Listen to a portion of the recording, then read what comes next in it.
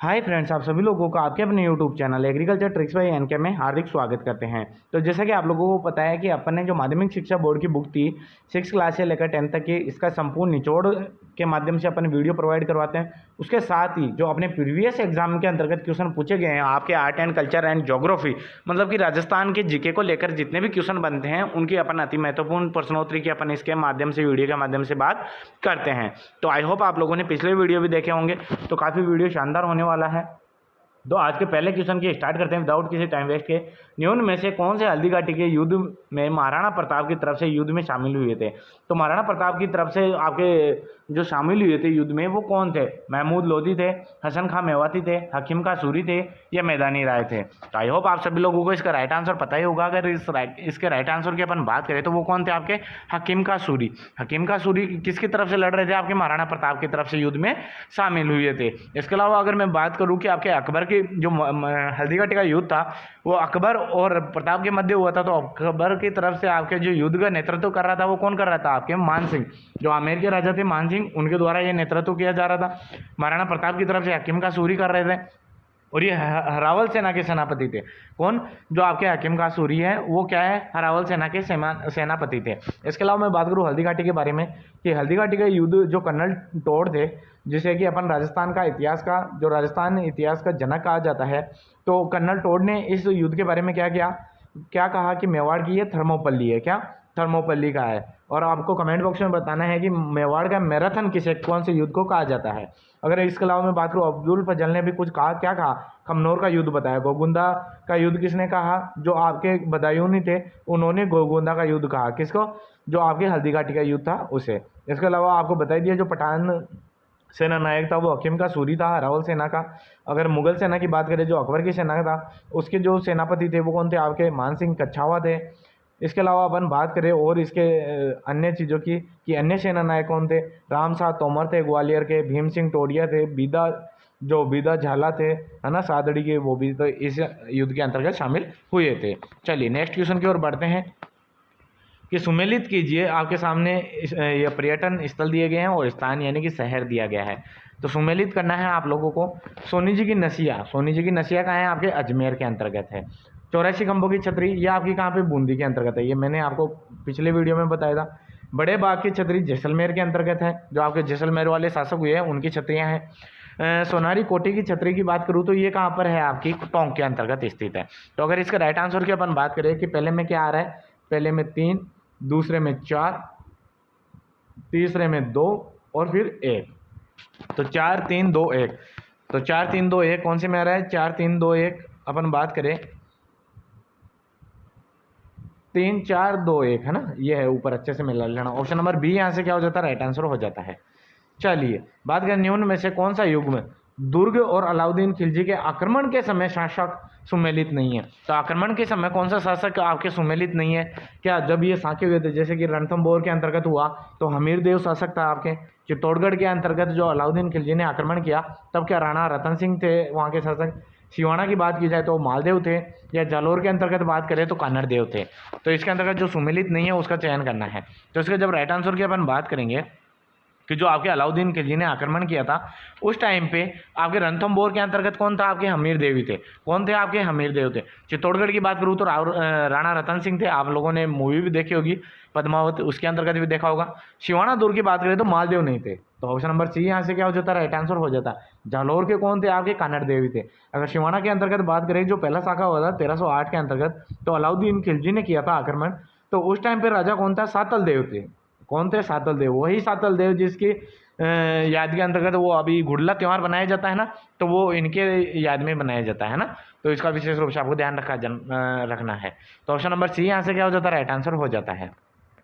चलिए next question की अपन बात करें, निम्न में से कौन सा त्यौहार एक कैलेंडर वर्ष विक्रम संवत के अनुसार सबसे बाद में आता है? तो आपके जो एक कैलेंडर है विक्रम संवत के अनुसार सबसे बाद में कौन सा आता है? तो होली का त्यौहार आता है, गणगौर का त्यौहार आता है, रक्षाबंधन आता है, या कृष्ण जन्माष्टमी आता है? तो इसका जब राइट आंसर की अपन बात करेंगे तो वो कौन सा आता है? होली का त्यौहार आता है सबके लास्ट में। अपने जो आपका कैलेंडर होता है अपने विक्रम संवत के अनुसार अगर बात की जाए कैलेंडर की, तो उसके अंतर्गत सबसे लास्ट में कौन सा आता है? आपके होली आती है। क्यों? क्योंकि ये फाल्गुन में आती है। कब आती है? फाल्गुन के अंतर्गत आती है। तो इसी वजह से है ना। और अगर अपन बात करें कि आपकी गणगौर, गणगौर कब मनाई जाती है? ये चैत्र के अंतर्गत मनाई जाती है, चैत्र शुक्ल तृतीया को। चैत्र के महीने में, ये तो पहला महीना हो गया अपना चैत्र, और लास्ट का महीना कौन सा आता है आपका? फाल्गुन का आता है। तो फाल्गुन पूर्णिमा को क्या मनाई जाती है? होली मनाई जाती है। रक्षाबंधन की बात करें तो अभी आने वाली है रक्षाबंधन, तो रक्षाबंधन तो ऑब्वियसली आपके श्रावण पूर्णिमा को आती है ना। अगर कृष्ण जन्माष्टमी की बात करूं तो भाद्रपद कृष्णाष्टमी को आती है। तो चैत्र भी पहले आ जाता है, फर्स्ट नंबर पे चैत्र, बैसाख, ज्येष्ठ, आषाढ़, श्रावण, भाद्र, है ना। तो ऐसे करते करते लास्ट वाला कौन सा महीना आता है अपने? फाल्गुन आता है। तो आपके सबसे बाद में आएगा वो कौन सा आएगा? होली का त्यौहार आ जाएगा। ऑप्शन नंबर ए यहाँ से क्या हो जाता है? राइट आंसर हो जाता है। चलिए नेक्स्ट क्वेश्चन की अपन बात करें। राजस्थान राज्य मानवाधिकार आयोग के अध्यक्ष एवं सदस्यों की चयन समिति में निम्न में से कौन नहीं होता? तो जो आपके मानवाधिकार आयोग के अध्यक्ष एवं सदस्यों का चयन की समिति के अंतर्गत कौन नहीं होता? मुख्यमंत्री नहीं होता, गृह मंत्री नहीं होता, विपक्ष का नेता नहीं होता, या राज्यपाल नहीं होता। तो इसके जब राइट आंसर की अपन बात करेंगे तो वो कौन नहीं होते? तो इसके अंतर्गत जो आपके राजस्थान के राज्य मानवाधिकार आयोग के अध्यक्ष के सदस्यों का चयन करते हैं तो राज्यपाल नहीं होता। कौन नहीं होता? राज्यपाल सम्मिलित नहीं होता। तो ऑप्शन नंबर डी यहाँ से क्या हो जाता है? राइट आंसर हो जाता है। चलिए काफी शानदार क्वेश्चन और काफी बार पूछा गया क्वेश्चन। विख्यात लोक नाट्य नानूराम किस ख्याल से संबंधित है? नानूराम काफी इंपॉर्टेंट है ना। अपन पहले भी अगर आपने जीके के क्वेश्चन दिखे हैं तो वहाँ पे नानूराम काफी बार रिपीट हुआ है। तो वो शेखावटी ख्याल से थे, जयपुरी ख्याल से थे, तुर्रा ख्याल से थे, या कुचामनी ख्याल से थे? तो अपन बात करें जो नानूराम थे वो आपके कौन से ख्याल से सम्मिलित या संबंधित थे? तो वो थे आपके शेखावटी ख्याल से। कौन से? शेखावटी ख्याल से थे। कहाँ पे होता है ये? चिड़ावा ख्याल के अंतर्गत ही आता है, यानी कि शेखावटी के अंतर्गत चिड़ावा में होता है। तो शेखावटी ख्याल से संबंधित कौन थे? आपके नानूराम थे। इसके अलावा अपन बात करें कि नेक्स्ट क्वेश्चन की, इसके प्रसिद्ध कलाकार भी काफ़ी बार पूछे जाते हैं, जैसे कि दुलिया राणा हो गया है ना, और सोनलाल बंसी हो गया, इनका काफ़ी बार पूछा जाता है। इनका दो का विशेष रूप से आपको ध्यान रखना है, बाकी आप देख लेना। नेक्स्ट क्वेश्चन की अपन बात करें कि राव जेत सिंह छंद ग्रंथ की रचना किसने की थी? काफ़ी इजी सा क्वेश्चन है, काफ़ी बार अपन बात कर चुके हैं कि जो राव जेत सिंह छंद है उसके ग्रंथ के रचयिता बीटू सूजा है, कर्णिदान है, केशव दास हैं, वीरभाण है। तो इसके राइट आंसर की अपन बात करेंगे कि जो आपके राव जयसिरो छंद की ग्रंथ की रचना की थी वो आपके बीटू सूजा ने की थी। तो ऑप्शन नंबर ए यहाँ से क्या हो जाता है? राइट आंसर हो जाता है। लोक देवताओं और देवियों से काफ़ी क्वेश्चन आते हैं। यहाँ पे भी देवताओं से जो आपके देवताओं को दिया गया है, ये क्वेश्चन काफ़ी इंपॉर्टेंट बन जाता है, क्योंकि आर्ट एंड कल्चर के मद्देनजर रखते हुए देवताओं से हर एग्जाम के अंतर्गत एक क्वेश्चन 100% पूछा जाता है। किसी भी एग्जाम को उठा के देख लेना। चलिए बात करें कि तेजाजी की पत्नी का नाम क्या था, सॉरी माता का नाम क्या था? राम प्यारी था। रामदेव जी की माता का नाम आपकी मैणा देता। बाबू जी की माँ का नाम कमला देता। गोगा जी की माँ का नाम वात्सल देता। तो इसका जब राइट आंसर की अपन बात करेंगे कि कौन सा युग्म आपका सुमेलित नहीं है, तो आपके अगर अपन बात करें कि जो तेजाजी की माँ का नाम था राम प्यारी नहीं था। क्या नाम नहीं था आपके? राम प्यारी नहीं था। तब आप बात आए कि क्या नाम था? तो राम कुंवरी था। क्या? राम कुंवरी था। तो इसका विशेष रूप से आपको ध्यान रखना है। तो ऑप्शन नंबर ए यहाँ से क्या हो जाता है? राइट आंसर हो जाता है। अब आपको संप्रदाय और उनकी प्रमुख गद्दियों को सम्मिलित करना है कि आपके सामने कुछ संप्रदाय दिए गए, जैसे कि बिश्नोई संप्रदाय है, वो कौन सी जगह से प्रमुख गद्दी कहाँ पर है इनकी। इसके अलावा जसनाती संप्रदाय की कहाँ है? दादूपंथी संप्रदाय की जो आपकी प्रमुख गद्दी है वो कहाँ पर है। इसके अलावा बात करें रामस्नेही संप्रदाय की प्रमुख गद्दी कहाँ पर है। तो चलिए आई होप आप लोगों ने देख लिया होगा, मिलान भी कर लिया होगा। अब अपन इनका मिलान करते हैं। बिश्नोई संप्रदाय की अपन अगर बात करें कि बिश्नोई संप्रदाय की जो मुख्य जो पीठ है वो कहाँ है? मुकाम के अंतर्गत। कहाँ? मुकाम बीकानेर के अंतर्गत। तो ऑप्शन नंबर पहले का क्या हो जाएगा? 4 हो जाएगा। चलिए जसनाती संप्रदाय की मैं बात करूं तो जसनाती संप्रदाय की जो मुख्य पीठ है वो भी कतरियासर के अंतर्गत है। ऑप्शन नंबर ए इसका राइट हो जाएगा, है ना। तो कतरियासर कहाँ है? ये भी बीकानेर में है, मुकाम भी बीकानेर में है। विशेष रूप से आपको ध्यान रखना। बात करें दादूपंथी संप्रदाय की जो प्रमुख पीठ है वो कहाँ है? नरेना अब हाल के अंतर्गत दूदू आ गया, नहीं पहले जयपुर ग्रामीण था, है ना। तो नरेना दूदू के अंतर्गत आ गया है। दादूपंथी संप्रदाय आ गई। रामस्नेही संप्रदाय की जो मुख्य पीठ थी वो सिंहथल कहाँ पर थी? आपकी सिंहथल के अंतर्गत भीलवाड़ा के अंतर्गत स्थित है। इसका विशेष रूप से आपको ध्यान रखना है। तो अपन बात करें कि 4 1 फिर क्या आएगा? 2 और 3। 4 1 2 3, है ना। ऑप्शन देख लेते हैं। 4 1 2 3 यानी कि ऑप्शन नंबर सी यहाँ से क्या हो जाता है? राइट आंसर हो जाता है। चलिए, इसके अलावा और भी कुछ संप्रदाय है, उनका भी आप ध्यान रख सकते हो। जैसे गुद्दड़ संप्रदाय हो गई है ना, तो उसकी मुख्य पीठ कहाँ पे है? आपके दांतड़ा गांव भीलवाड़ा के अंतर्गत। दांतड़ा गांव भीलवाड़ा में। नवल संप्रदाय है, उसकी कहाँ है? जोधपुर के अंतर्गत है। चारणदासी संप्रदाय कहाँ पर है? आपके दिल्ली के अंतर्गत है। एकमात्र संप्रदाय है जिसकी आपके राज्य के बाहर पीठ है, गद्दी है, वो चारणदास जी की है, दिल्ली के अंतर्गत। अलखिया संप्रदाय की है, उसकी भी बीकानेर के अंतर्गत ही आपकी प्रमुख गद्दी स्थापित है। चलिए, नेक्स्ट क्वेश्चन अपन बात करें, मांडो की पाल किस खनिज का उत्पादन हेतु प्रसिद्ध है? जो मांडो की पाल है वो किस खनिज के लिए प्रसिद्ध है? फेलेस्पार के लिए, फ्लोराइड के लिए, घिया पत्थर के लिए, या पायराइट्स के लिए? तो इसका जब राइट आंसर की अपन बात करेंगे, जो मांडो की पाल है ये कहाँ पर है? आपका पहले तो डूंगरपुर के अंतर्गत, ये ध्यान रखना है। कहाँ पे है? डूंगरपुर के अंतर्गत स्थित है। कहाँ? मांडो की पाल कहाँ स्थित है? आपके डूंगरपुर के अंतर्गत स्थित है। इसके अलावा अपन बात करें ये किसके उत्पादन के लिए प्रसिद्ध है? तो ये फ्लोराइड के लिए प्रसिद्ध है। तो ऑप्शन नंबर बी यहाँ से क्या हो जाता है? राइट आंसर हो जाता है।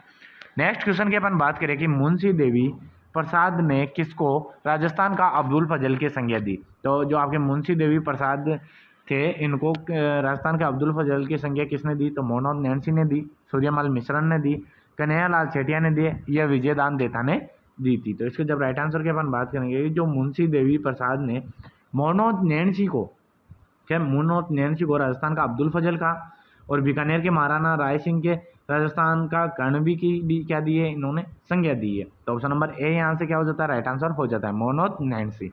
तो इनका दोनों का फैक्ट्स का ध्यान रखना है कि राजस्थान का अब्दुल फजल की संज्ञा दी गई है किसे? मोहनोद नैन्सी को।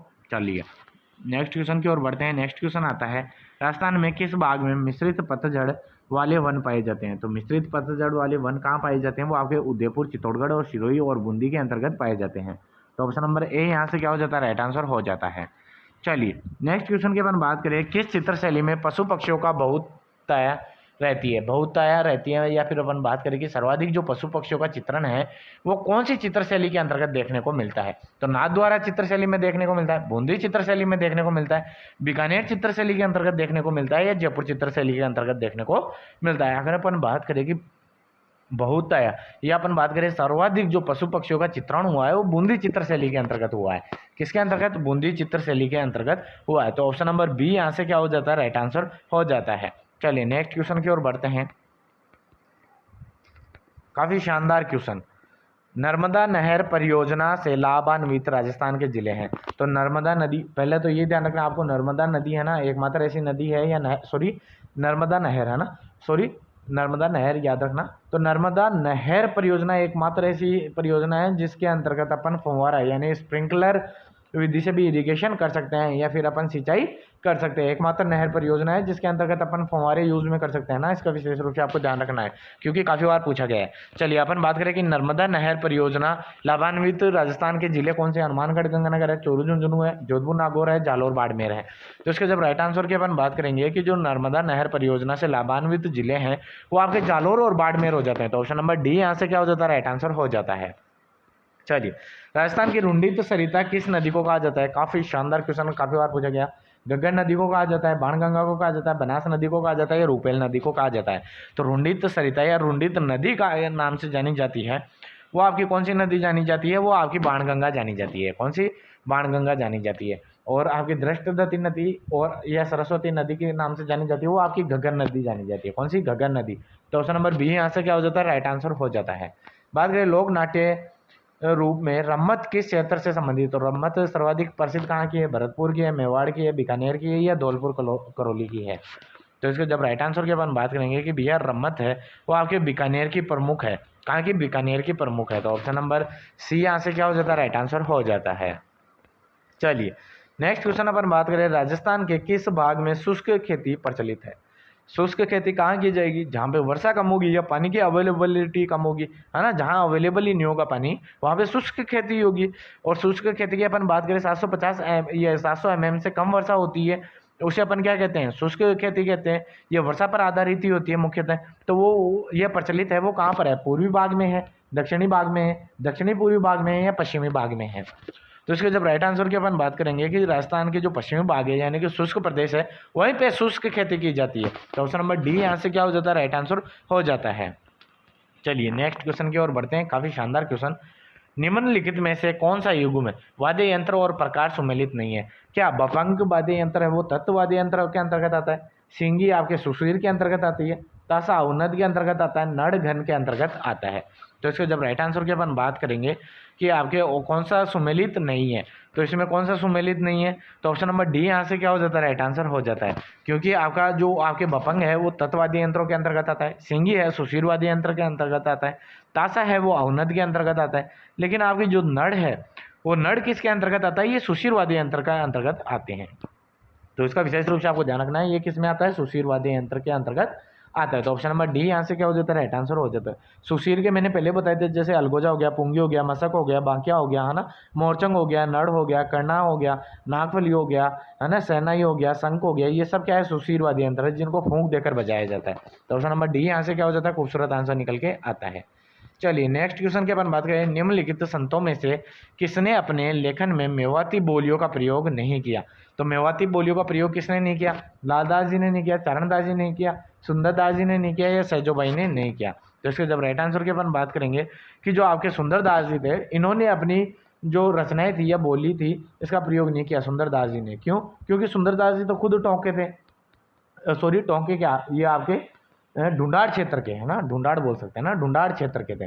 तो ये ढूंढाड़ी बोली के अंतर्गत इन्होंने अपनी लेखनी में यूज़ किया है। बाकी अपन बात करें, लालदास जी थे, चरणदास जी थे, ये क्या थे, ये आपके मेवात क्षेत्र से बिलोंग रखते थे, अलवर वाले क्षेत्र से बिलोंग रखते थे, इसलिए इनका भी लेखनी क्या थी, मेवाती बोलियों का प्रयोग किया है। इसके अलावा सैजोबाई थी, ये भी क्या थी, इनकी शिष्या थी, तो इसलिए इन्होंने भी क्या किया कि मेवाती बोलियों का प्रयोग किया है। लेकिन सुंदरदास जी ने आपके ढूंढाड़ी बोली का यूज़ किया है। तो ऑप्शन नंबर सी यहाँ से क्या हो जाता है, राइट आंसर हो जाता है।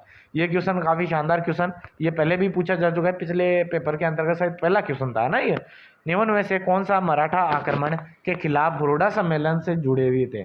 तो जुड़े थे कौन से मराठा आक्रमण के खिलाफ जुड़े थे, ये आपका जो हुरडा सम्मेलन हुआ था। और बच्चियों ने SMS भी किया था, यानी कि जो आपका कमेंट बॉक्स था उसमें बताया भी था कि हुरडा सम्मेलन कहाँ हुआ था और कब हुआ था। चलिए बात करेंगे क्वेश्चन की कि निम्न में से कौन सा मराठा आक्रमण के खिलाफ हुरडा सम्मेलन में जुड़े थे। कौन से मराठा के खिलाफ कौन कौन जुड़े थे इसके अंतर्गत, तो उनका आपको चयन करना है। तो महाराणा जगत सिंह सेकंड जुड़े थे, सवाई जयसिंह जुड़े थे, महाराणा जसवंत सिंह जुड़े थे, या महाराजा अभय सिंह जुड़े थे। तो इसको जब राइट आंसर की अपन बात करेंगे तो हुरडा सम्मेलन कहाँ हुआ था, 17 जुलाई 1734 में हुआ था। और कहाँ हुआ था, भीलवाड़ा के अंतर्गत। अगर आप लोगों ने कमेंट बॉक्स में देखा होगा तो कमेंट में भी आया हुआ है, तो आप लोगों ने देखा ही होगा। तो कहाँ हुआ था, 17 जुलाई 1734 में हुआ था, भीलवाड़ा के अंतर्गत हुआ। आयोजककर्ता कौन थे आपके, सवाई जयसिंह थे। कौन थे आपके, सवाई जयसिंह थे। इसका आपको विशेष रूप से आपको ध्यान रखना है, कौन थे आपके, सवाई जयसिंह थे। इसके अलावा अपन बात करें, ये तो कौन हो गया आपके जो आयोजक करता थे, है ना, योजना करता थे, ये तो हो गया। और बाकी बात करें कि इसके अंतर्गत जो सम्मिलित हुए थे वो कौन थे, महाराणा जगत सिंह भी थे, महाराणा जसवंत सिंह थे, और महाराजा अभय सिंह भी थे। तो ऑप्शन नंबर सी यहाँ से क्या हो जाता है, राइट आंसर हो जाता है। ए, ब और द इसका क्या हो जाता है, राइट आंसर हो जाता है। और इसका उद्देश्य क्या था आपके हुरडा सम्मेलन का, ये मराठों के आक्रमण का सामना करना था, इनका उद्देश्य था। चलिए नेक्स्ट क्वेश्चन की ओर बढ़ते हैं। नेक्स्ट क्वेश्चन काफ़ी शानदार क्वेश्चन है, काफ़ी बार पूछा गया क्वेश्चन है। निम्न में से कौन सा युग्म RTDC होटलों के नाम और स्थान सम्मिलित नहीं है। तो काजरी क्या उदयपुर में सम्मिलित नहीं है, मूमल जैसलमेर में नहीं है, खादिम अजमेर में नहीं है, डोला मारू जोधपुर में नहीं है। तो आपको RTDC के अनुसार जो होटलों के नाम हैं उनको स्थानों से क्या करना है, मिलान करना है। तो अपन बात करें जो डोला मारू है, ये RTDC होटल तो है, लेकिन कहाँ स्थित है, ये बीकानेर में है। कहाँ, बीकानेर में। इसका विशेष रूप से आपको ध्यान रखना है। ये होटलों का नाम दिया गया है, काजरी जोधपुर मत कर देना आप, ये होटलें हैं और उदयपुर में है। काजरी के नाम से वो जो होटल है RTDS के अंतर्गत, जो वो कहाँ है, उदयपुर में है, मूमल है, जैसलमेर में है, खादिम है, अजमेर में, और डोला मारू कहाँ है, बीकानेर के अंतर्गत स्थित है। तो आई होप आज का वीडियो यहीं समाप्त होता है। आई होप आप आज का वीडियो अगर पसंद आए तो ज़्यादा से ज़्यादा लाइक करें, शेयर करें और कमेंट करके बताएं वीडियो सेशन कैसा लगा। थैंक यू फ्रेंड्स, मिलते हैं नेक्स्ट वीडियो में नेक्स्ट अपडेट के साथ।